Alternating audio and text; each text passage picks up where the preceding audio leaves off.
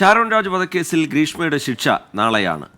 ഗ്രീഷ്മയ്ക്കെതിരെ കൊലപാതകം, ഗൂഢാലോചന ഉൾപ്പെടെയുള്ള കുറ്റങ്ങൾ തെളിഞ്ഞ സാഹചര്യത്തിൽ പരമാവധി ശിക്ഷ ലഭിക്കും എന്ന പ്രതീക്ഷയിലാണ് ഷാരോണിന്റെ കുടുംബം.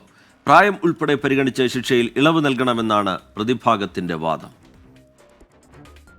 ഗ്രീഷ്മയ്ക്കെതിരെ കൊലപാതകം, വിഷം നൽകൽ, തെളിവ് നശിപ്പിക്കൽ, ക്രിമിനൽ ഗൂഢാലോചന അടക്കമുള്ള കുറ്റങ്ങൾ കോടതിയിൽ തെളിഞ്ഞു. ഇനി ശിക്ഷയാണ്. അപൂർവങ്ങളിൽ അപൂർവമായ കേസായി പരിഗണിച്ച് പരമാവധി ശിക്ഷയായ വധശിക്ഷ നൽകണമെന്നാണ് പ്രോസിക്യൂഷൻ കോടതിയിൽ വാദിച്ചത്. ഷാരോണിന്റെ കുടുംബാംഗങ്ങളും ഇതേ ആവശ്യമാണ് ഉന്നയിക്കുന്നത്. തുടർന്ന് പഠിക്കാൻ താല്പര്യമുണ്ടെന്നും ശിക്ഷയിൽ ഇളവ് പരിഗണിക്കണമെന്നുമാണ് ഗ്രീഷ്മ ആവശ്യപ്പെട്ടത്.